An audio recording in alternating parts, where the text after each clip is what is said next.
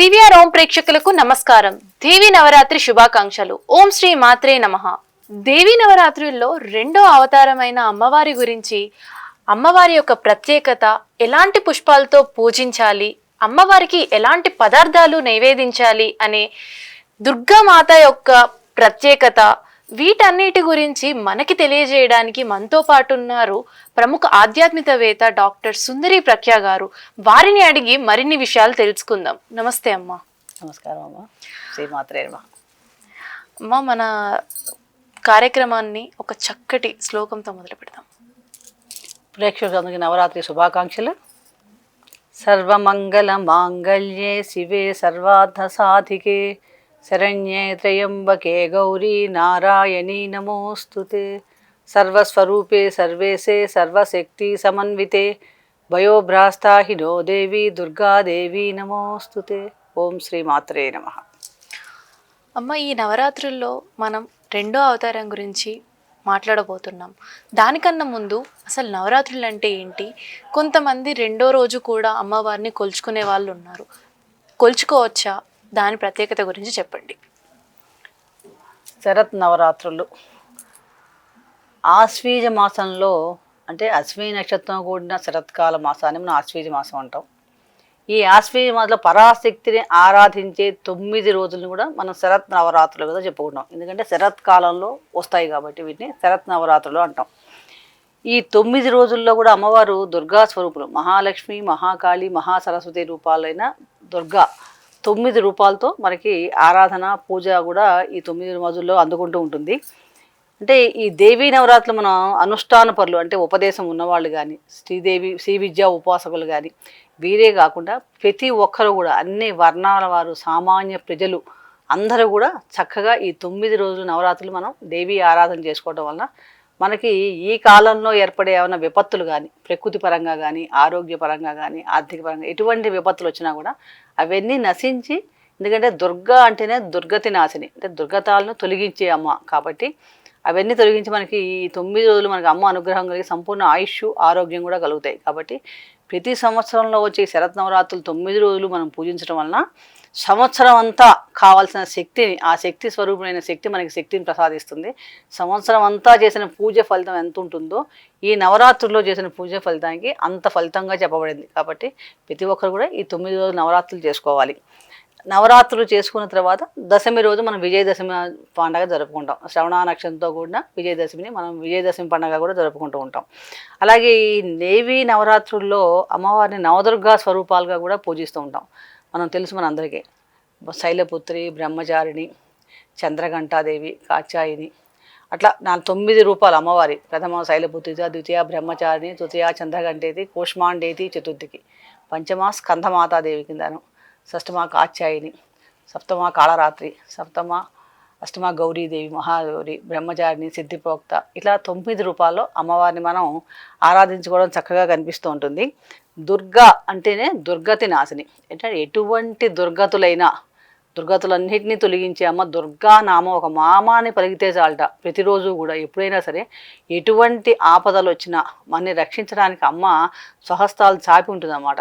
అప్పుడు ఆమెను ఎలా పిలిచారు? దుర్గా, ఓన్లీ దుర్గా దుర్గా దుర్గా అని నామజపం చేయడం వల్ల కూడా ఈ నవరాత్రుల్లో కానీ ప్రతిరోజు కూడా ఎటువంటి ఆపదలు కూడా మనకి రాకుండా ఆ శక్తి స్వరూపుని మనని కాపాడుతుంది. కాబట్టి దుర్గతి నాశిని దుర్గా కాబట్టి దుర్గాదేవి నవరాత్రులు, దుర్గా స్వరూపాలను ఆరాధిస్తున్నాం కాబట్టి 9 రోజులు నవరాత్రులు. శరత్కాలంలో ఆరాధిస్తున్నాం కాబట్టి శరత్ నవరాత్రులు. ఇలా రకరకాల పేర్లతో, ఏ పేరుతో పిలిచినా, ఏ రూపంతో పిలిచినా, ఏ రూపంతో ఆరాధించినా అమ్మ అమ్మే. కాబట్టి ఆ అమ్మ అనుగ్రహం మనకి ఈ 9 రోజులు చక్కగా లభిస్తాయి. అలాగే ప్రతి ఒక్కరికి చాలామంది సందేహాలు, మేము 1వ రోజు పాడ్యం రోజు చేయలేకపోయామండి, 2వ రోజు చేసుకోవచ్చా? ఎప్పుడైనా సరే దేవి ఆరాధన అన్నది చేసినప్పుడు బేస సంఖ్యలో మనం ఆరాధన చేసుకోవాలి. 9 నవరాత్రులు, 9 అన్నది పూర్ణ సంఖ్య. 9 సంఖ్యని ఎటు భాగించినా గుణించినా ఎప్పుడు 9 వస్తూ ఉంటుంది, అంటే సంపూర్ణం అనమాట. 9 అన్నది సంపూర్ణం, ఎందుకంటే 9 తర్వాత వచ్చేది 10, మళ్ళీ 1 అయింది అక్కడ. కాబట్టి 1 నుంచి 9 వరకు ఉన్న సంఖ్యలు 9 కాబట్టి 9 పూర్ణ సంఖ్య. అందుకోసమే నవరాత్రులు అనే పేరు వచ్చింది. రాత్రులను ఎందుకు పూజ చేస్తాం? అమ్మవారు రాత్రే ఉంటుందా అంటే, రాత్రి అన్నది చీకటికి సంకేతం. చీకటి అంటేనే అజ్ఞానం. అజ్ఞానం తొలగించి జ్ఞానం వైపు నడిపిస్తాయి అమ్మవారి అనుగ్రహం కలిగింది అనుకోండి, మనలో ఉన్న అజ్ఞానం దొరుకుతుంది, మన జ్ఞానం నేత్రం తెరుచుకుంటుంది, అంటే జ్ఞానం వైపు అడుగులేయగలుగుతాం. అందుకనే నవరాత్రులు అన్నారు. రాత్రి అమ్మవారు అజ్ఞానం తొలగించి ఈ నవరాత్రి పూజ వలన జ్ఞానం వైపు నడిపిస్తుంది. కాబట్టి ఈ 9 రోజులు చేసుకునే వాళ్ళు ఫస్ట్ 9 నవరాత్రులు చేసుకుంటారు. అలా చేసుకునే వాళ్ళు తది నుండి సప్తరాత్రులు అంటే 7 రోజులు చేసుకోవచ్చు, 7 రాత్రులు చేసుకోవచ్చు. 7 రాత్రులు కుదరని వాళ్ళు పంచమి నుంచి పంచరాత్రి వ్రతం అని 5 రోజులు చేసుకోవచ్చు. అలా కాకపోతే చివరి 3 రోజులు అంటే మన మూలా నక్షత్రం నుంచి మహాసరస్వతి, మహాలక్ష్మి, మహాకాళి స్వరూపాలుగా మహిషాసుని 3 రూపాల కింద త్రిరాత్రి వ్రతం కూడా చేసుకుంటాం.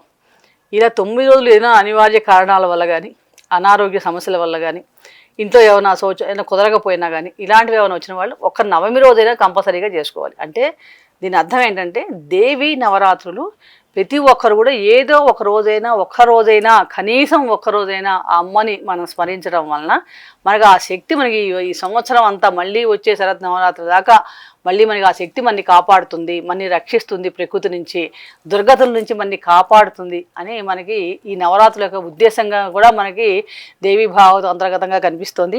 అలాగే కామబీజ స్వరూపిణిగా మహాకాళి రూపంలోను, మాయాబీజ స్వరూపిణిగా మహాలక్ష్మి స్వరూపంలోను, వాణీ బీజ రూపంలో మహాసరస్వతి, ఈ మహాకాళి, మహాలక్ష్మి, మహాసరస్వతి స్వరూపమైన దుర్గాదేవి.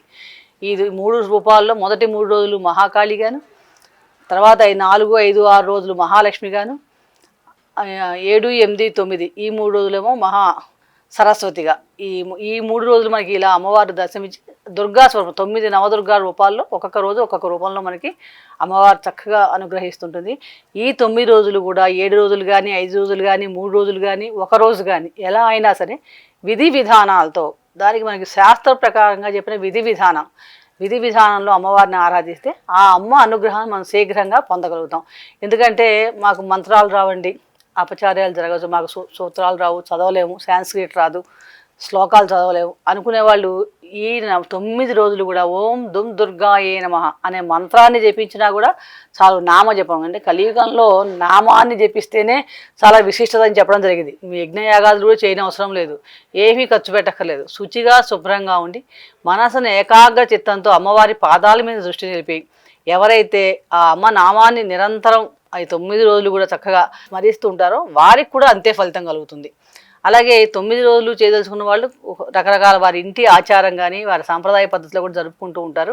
కొంతమంది ఉపాసకులు, మంత్రదీక్షాపరులు వాళ్ళు శ్రద్ధగా విధి విధానాలతో దేవీ భాగవత అంతర్గతంగా ఎలా చెప్పారో శాస్త్ర ప్రకారంగా చేసుకోవాలి.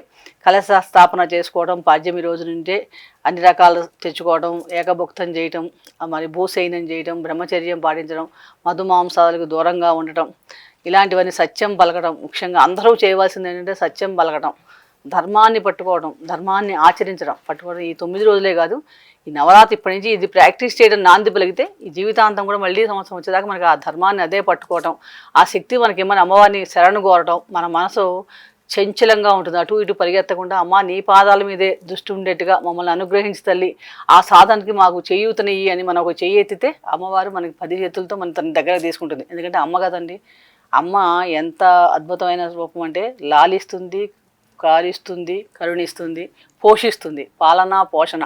కాబట్టి అతని అమ్మని అనుగ్రహం పొందడానికి ఈ నవరాత్రులకు మించిన కాలం లేదని చెప్పవచ్చు. అంతటి విశిష్టమైనవి పర్వదినాలు ఈ 9 నవరాత్రుల రోజులు మనకి. ఇప్పుడు మనం మొదటి రోజు అయిపోయి రెండవ రోజు అమ్మవారు ఒక్కొక్క రోజు ఒక్కొక్క రూపంలో మనకి దర్శనమిస్తుంది అనుకున్నాం. ఈ రెండో రోజు అమ్మవారు బ్రహ్మచారిణి రూపంలో కనిపిస్తుంది. బ్రహ్మచారిణి అంటేనే మనకి నవదుర్గా స్వరూపాల్లో బ్రహ్మచారిణి రూపంలో కనిపిస్తుంది. బ్రహ్మచారిణి అని తపస్సు చేస్తూ ఉంటుంది అన్నమాట. అంటే అమ్మవారు ఇక్కడ ఆశ్వీజ శుక్ల విధియ రోజు మంగళవారం 23వ తారీఖు 2025 సంవత్సరంలో విశ్వావసునామ సంవత్సరంలో అమ్మవారు రెండో రోజు దుర్గా స్వరూపం బ్రహ్మచారిణి. ఈ దుర్గాదేవి బ్రహ్మ అంటేనే తపస్సు అని అర్థం. తపస్సు అంటే తపించేది. ఎప్పుడైనా తపస్సు చేయడం అంటే ఒక విషయాన్ని గురించి మనం తపించడం. ఒక చోటకి వెళ్ళాలనుకున్నాం అనుకోండి, ఒక ఊరికి, ఆ క్షేత్రం గురించి మీరు ప్రతి క్షణం రోజు తప్పిస్తూనే ఉన్నారనుకో, కాశీ వెళ్ళాలి వెళ్ళాలి వెళ్ళాలి వెళ్ళాలి, ఆ తపనే తపస్సు అనమాట. అది కూడా ఒక అనుగ్రహం. ఎందుకంటే అమ్మవారు భావనామాత సంతుష్టాయే నమః, భావనతోనే అమ్మవారు సంతృష్టి చెందుతుంది. కాబట్టి మంచి సద్గతులు సత్కర్మల గురించి మనం భావన చేస్తూ ఉంటే మన మనసులో ఆ చేసిన ఫలితం నువ్వు చేసినంత ఫలితాన్ని కూడా ఇస్తా అని చెప్పి కలియుగంలో మనకి శాస్త్రం. ఎందుకంటే కలియుగంలో దేశకాల మన పరిస్థితులు మనకు అన్నీ అనుగుణంగా ఉండవు. చేయడానికి అనుకూలంగా పరిస్థితులు మనకి ప్రకృతి కూడా అంత విధిగా ఉంటుంది. చుట్టూ ఉన్న వాతావరణం కానీ మనుషులు కానీ క్రోధ లోభాలు ఎక్కువగా ఉంటాయి. కాబట్టి వాటిని జయించాలంటే అమ్మనే పట్టుకోవాలి. అమ్మ నామాన్ని ఎవరైతే నిరంతరం జపిస్తూ ఉంటారో వారికి కలిపురుషుడు కూడా దగ్గరికి రాడనమాట. అమ్మ పాదాల మీద మనకి దృష్టి కలుగుతూ ఉంటుంది. కాబట్టి ఈ బ్రహ్మ అంటేనే తపస్సు అని అర్థం. బ్రహ్మచారిణి అంటే చారిణి ఆచరించేది. ఎప్పుడైనా సరే చెప్పడం కంటే కూడా ఆచరణ చాలా ముఖ్యం. ఎవరైతే చెప్పింది ఆచరిస్తారో నా ఆచార్య అంటారు. అలాగే తపస్సుని ఆచరించే ఆమె కాబట్టి బ్రహ్మచారిణి అయింది ఈవిడ. ఈమె మనకి ఈరోజు అమ్మవారు తెల్లని నార వస్త్రాలతోనూ ఒక చేతిలో జపమాల మరొక చేతిలో కమండలాన్ని ధరించి తపస్వినిగా మనకి అమ్మవారు దర్శనమిస్తుంది. ఈ రెండో రోజు అమ్మవారు దర్శనం మనకి చక్కగా శ్వేతవర్ణాన్ని ధరించి చక్కగా వస్త్రాన్ని ధరిస్తుంది. ఒక చేతిలో జపమాల ఒక చేతిలో కమండలాన్ని ధరించి ఒక తపస్వి రూపంలో అమ్మవారు మనకి కనిపిస్తూ ఉంటుంది అన్నమాట. ఇక్కడ ఈ ఇంత అద్భుతమైన అమ్మవారిని మనం రెండో రోజు చక్కగా అమ్మవారి బ్రహ్మచారి రూపంలో ఆరాధించడం, అలాగే రెండవ రోజు మనకి ఇంద్రకీలాద్రిపై, ఎందుకంటే కనకదుర్గ అమ్మవారు విజయవాడలో ప్రతిరోజు కూడా ఒక్కొక్క రూపమైన అదే అమ్మవారు రకరకాల రూపాలు పొంది వివిధమైన అలంకారాలతో మన మనసుని చక్కగా ఆకర్షించేట్టుగా భక్తుల మనసుని రంజింపజే అమ్మవారు మనకి దర్శనమిస్తూ ఉంటుంది. ఇంద్రకీలాద్రిపై కనకదుర్గ అమ్మవారు వేదమాత అయిన గాయత్రీదేవిగా మనకి అమ్మవారి దర్శనం చక్కగా కనిపిస్తుంది అన్నమాట. గాయత్రీ మాత అంటే గాయత్రిని మించిన మంత్రాన్ని మించిన మంత్రం లేదని చెప్పి మనకు తెలుస్తుంది. ఎక్కువగా సంధ్యావందనం సంధ్యోపాసన చేసేవారికి గాయత్రీ మాతకి చాలా ప్రాధాన్యత ఉంది. ఆమె త్రిమూర్తుల స్వరూపిణి కూడా. గాయత్రి అన్న మాత్రం అన్నది సర్వ వేదాల సారం. ఎందుకంటే మనకి వేదాలే ప్రమాణం. సనాతన ధర్మంలో ప్రామాణికమైనది వేదాలు. కాబట్టి ఆ వేదాల సారమే గాయత్రీదేవి. గాయత్రి మంత్రాన్ని మించిన మంత్రం లేదని తెలుస్తోంది. కాబట్టి గాయత్రి మాతకి ఉపాసకులకి గాయత్రి మాత, అలాగే యజ్ఞోపధారణ చేసిన ఉన్నవారందరికీ కూడా గాయత్రి మంత్ర ఉపాసన చాలా శ్రేష్టమైనదిగా కూడా చెప్తూ ఉంటారు. ఈ సకల మంత్రాలకి ఈ వేద మాత పొందిన ప్రసిద్ధమైన మంత్రమే మన గాయత్రి మంత్రం. సంధ్యావందనం అధిష్టాన దేవత అమ్మవారికి. న గాయత్ర పరో మంత్ర మంత్రం పరదేవతం అంటే గాయత్రి మంత్రాన్ని మించిన మంత్రం లేదు, అలాగే అమ్మని మించిన దైవం లేదు. అంత శక్తివంతమైంది గాయత్రి మంత్రం అనమాట. గాయతాం రైతిం గాయత్రి అంటే దివ్య గుణగణాల్ని గానం చేసేదాన్ని రక్షించేదే గాయత్రి అని కూడా చెప్తూ ఉంటారు మనకి. అంటే అంత విశిష్టమైంది ఈ గాయత్రి మాత. సమస్త దేవతా మంత్రాలన్నిటికీ కూడా మనం గాయత్రి మంత్రంతో అనుసంధానం చేస్తాం. ఎందుకంటే విష్ణు గాయత్రి, లక్ష్మీ గాయత్రి, సంధ్యా గాయత్రి, హనుమద్ గాయత్రి, ఆంజనేయ గాయత్రి, కార్తికేయ గాయత్రి, అలా ఏ మంత్రానికైనా ఈశ్వర రుద్ర గాయత్రి, ఇలా అన్ని మంత్రాలకి గాయత్రి మంత్రాన్ని అనుష్ఠానం చేయడం వలన ఆ గాయత్రి మంత్రం ఎంత విశిష్టమైందో కూడా మనకు తెలుస్తుంది. అలాగే రామాయణం మనం చూసినప్పుడు రామాయణం ఒక 24 శ్లోకాలు, ప్రతి శ్లోకం మొదట్లో గాయత్రి మంత్రంతోనే మొత్తం అంతా రామాయణం అంతా కూడా 24 శ్లోకాలతో మొదటి అక్షరం ప్రతికాండ కూడా గాయత్రి మంత్రంతోనే అనుసంధానం చేసి పెడతాడు. అంటే అంత విశిష్టమైంది ఈ గాయత్రి మాత తెలుస్తుంది. కాబట్టి ఈ గాయత్రి ఆరాధన చేయటం అన్నది చాలా విశేషంగా చెప్పబడింది. దీంట్లో కూడా మనకి గాయత్రి మంత్రంలో కూడా చాలా వర్ణాలు ఉన్నాయి. సకల వర్ణాలతో స్వరూపిణే అమ్మవారు గాయత్రి మాత. ఈమె సంధ్యాదేవత, అలాగే జరామరణం లేని సర్వదేవతా స్వరూపిణి. అంటే గాయత్రి మాత అంటేనే సర్వదేవతా స్వరూపిణి కింద కూడా మనం తీసుకోవచ్చు అన్నమాట. అంటే అందుకనే గాయత్రోపాసన, ఈ మంత్రోపాసన చేసేవాళ్ళు, యజ్ఞోపధారణ చేసే అధికారం ఉన్నవాళ్ళు ఆ గాయత్రి మంత్రం చేయటం వల్ల, వాళ్ళ ఉపాసన చేయటం వలన వాళ్ళకి వాగ్శుద్ధి ఎంత అంటే అంత శక్తిగా వాళ్ళకి లభిస్తుంది అనమాట. కాబట్టి అంత విశిష్టమైంది మనకి గాయత్రి ఆరాధన, గాయత్రి మంత్రోపాసన కూడా అంత విశిష్టంగా చెప్పబడింది. ఈ అమ్మవారు ముక్త, విద్రుమ, హేమ, నీలధవళ అనే వర్ణాలతో ప్రకాశిస్తూ మనకి 5 ముఖాలతో వరద అభయ హస్తాలతో కూడా దర్శనమిస్తుంది. ఈ గాయత్రి మాత చూసినప్పుడు మనకి ఈ 5 వర్ణాలతో ప్రకాశిస్తూ 5 ముఖాలతో అమ్మవారు మనకి చక్కగా వరద అభయ ముద్రలతో అమ్మవారు మనకి ఈరోజు ఇంద్రకీలాద్రిపై కనకదుర్గ అమ్మవారు చక్కగా దర్శనమిస్తూ ఉంటుంది. ఈమె ఎర్రటి గంధాన్ని కూడా పూసుకుంటుందిట. శరీరం అంతా ఎర్ర గంధాన్ని పూసుకొని ఉంటుంది. ఎర్రటి పూలను ఎర్రటి వస్త్రాలను కూడా ధరించి ఉంటుంది అమ్మవారు.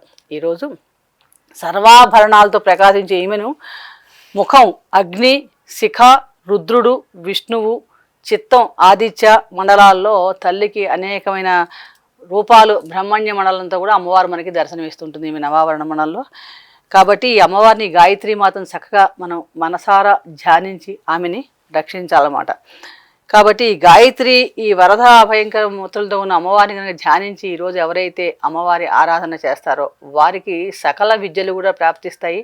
అలాగే మానసికమైన శక్తి కూరుతుంది, మనసు ప్రశాంతంగా ఉంటుంది. బుద్ధి ప్రచోదయాత్, గాయత్రి మాత ఆరాధన వల్ల ఏంటంటే బుద్ధి ప్రచోదయాత్. బుద్ధి సరిగ్గా లేకపోతే మనం ఏ పని చేయలేము. ఎందుకంటే బుద్ధి కర్మానుసారం. మనం ఏ కర్మ చేయాలన్నా మనం బుద్ధి ప్రచోదించాలి. కాబట్టి అటువంటి బుద్ధి ప్రచోదన జరగాలి అంటే మనం గాయత్రి మాతను ఎక్కువగా ఆరాధించాలి. అంతటి విశిష్టమైన ఈ అవతారం మనకి నవరాత్రుల్లో 2వ రోజు మనకి చక్కగా కనిపిస్తుంది. కాబట్టి ఈరోజు అమ్మవారిని చక్కగా ఆరాధించడం మనకి చాలా విశేషంగా దేవీ భాగవత అంతర్గతంగా కనిపిస్తుంది. ఈరోజు అమ్మవారిని చక్కగా ఆవాహన చేసి ధ్యాన శ్లోకాలతో, అలాగే అమ్మవారిని చక్కగా షోడశ ఉపచారాలతో మనం చక్కగా అమ్మవారిని ఆరాధించి, అమ్మవారికి ఈరోజు ప్రత్యేకంగా మనం నివేదించవలసిన పదార్థాలు చూస్తే కనుక కనకాంబర రంగు చీర ధరింపజేసి అలంకరించడం, అల్లంగారెలు. ముఖ్యంగా ఈ అమ్మవారికి ఈరోజు అల్లంగారెలు, నిమ్మకాయ పులిహార, రకరకాల ఫలాలు అంటే మధుర ఫలాలు, నారికేళం. అమ్మవారి పూజలో కంపల్సరీగా 5 రకాల ఫలాలు అన్నవి కంపల్సరీ మధుర ఫలాలు. అలాగే వడపప్పు, పానకం, చలివిడి. ఈ మటుకు ప్రతిరోజు కూడా అమ్మవారు ఏ దేవి ఆరాధన చేసినా ఇవి మనం కంపల్సరీగా అమ్మవారికి నివేదించాలి. వీటితో పాటుగా ఈరోజు అమ్మవారికి అల్లంగారెలు, నిమ్మకాయ పులిహార చక్కగా చేస్తారు. అలాగే ఈరోజు అమ్మవారి మంత్రాన్ని మనం ఓం భూర్భువస్వః తత్సవితుర్వరేణ్యం భర్గో దేవస్య ధీమహి తన్నో ధియో ప్రచోదయాత్ అనే గాయత్రి మంత్రాన్ని 108 సార్లు తక్కువ కాకుండా చక్కగా పఠించడం వలన ఆ అమ్మవారి అనుగ్రహం మన బుద్ధి చక్కగా సద్గుణాల వైపు, సత్కర్మాల వైపు ప్రచోదిస్తుంది అనమాట. అలాగే గాయత్రి మాతగా అమ్మవారిని ఆరాధించడం వలన ఎవరికైనా జాతకంలో గృహ సంబంధమైన దోషాలు ఏమైనా ఉన్నా, అంటే చదువు రావటం లేదండి, గురువు అనుగ్రహం కలగ, సంతానం కలగటం లేదండి, బుద్ధి మాంద్యంగా ఉన్నారండి, ఇలాంటి వాళ్ళందరూ కూడా ఈరోజు అమ్మవారిని గాయత్రీదేవి నవరాత్రుల్లో మనం ఆరాధించడం వల్ల ఆ గురుగ్రహ దశ జరుగుతున్న ఎవరికైనా, గురు దశ జరుగుతున్న వాళ్ళు కానీ, అంతర్దశ జరుగుతున్న వాళ్ళు కానీ, వీళ్ళందరూ కూడా ఈ అమ్మవారిని ప్రత్యేకంగా గురుగ్రహ సంబంధమైన దోషాలు కానీ ఎవరైనా ఉన్నవాళ్ళు ఎవరైనా ఉంటే వారు ఈరోజు ప్రత్యేకంగా నవరాత్రుల్లో అమ్మవారిని విశేషంగా అర్చించడం వలన వారికి ఆ అనుగ్రహం కలిగి, అమ్మవారి అనుగ్రహం కలిగి ఆ గురుగ్రహ సంబంధమైన దోషాలు కూడా తొలగి ఆ గురుగ్రహ సంబంధమైన సుఫలితాలు కూడా మనం పొందగలుగుతాం అనమాట. కాబట్టి అప్పుడు వాళ్ళకి ధనధాన్యాలు, అధికారం కూడా చక్కగా లభిస్తాయి. ఈరోజు ముఖ్యంగా విప్రులకి అంటే బ్రాహ్మణులకి ప్రతిరోజు కూడా మనం ఒక్కొక్క దానాన్ని చెప్పుకుంటూ ఉంటాం. ఎందుకంటే నైమిత్తిక తిథుల్లో చేసే దానాలకి చాలా విశేషమైన ఫలితాలు ఉంటాయి. ప్రతిరోజు కూడా మనకున్న దాంట్లో 10వ వంతు దానం చేయాలి మనకు వచ్చిన ఆదాయంలో. అలా కాకుండా ఈ ప్రత్యేకమైన రోజుల్లో ఈ నైమిత్తిక దినం దేశకాల మాన పరిస్థితులను అనుసరించి ఈ నవరాత్రుల్లో ఎవరైతే చక్కగా దానం చేస్తారో వారికి అఖండమైన ఫలితం కలుగుతుందన్నమాట.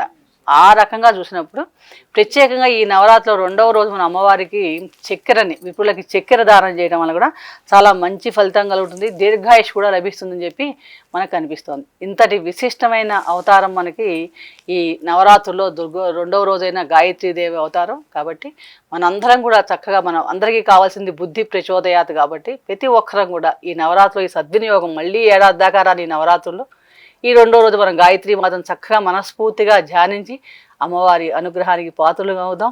ఆమె అనుగ్రహం ఉంటే మనకి దీర్ఘాయుషు, బుద్ధి ప్రచోదనం, ధన సంపదలు అన్నీ కలుగుతాయి. శ్రీమాత్రే నమః. విన్నారు కదా, నవరాత్రిలో 2వ రోజు అమ్మవారి అవతారం ప్రత్యేకత గురించి, అమ్మవారిని ఎలా పూజించాలి. మరో కార్యక్రమంలో ఇంకో అవతారం గురించి తెలుసుకుందాము. ధన్యవాదాలు. శ్రీమాత్రే నమః. 4వ అవతారం గురించి మరో కార్యక్రమంలో తెలుసుకుందాం. అంతవరకు చూస్తూనే ఉండండి CVR.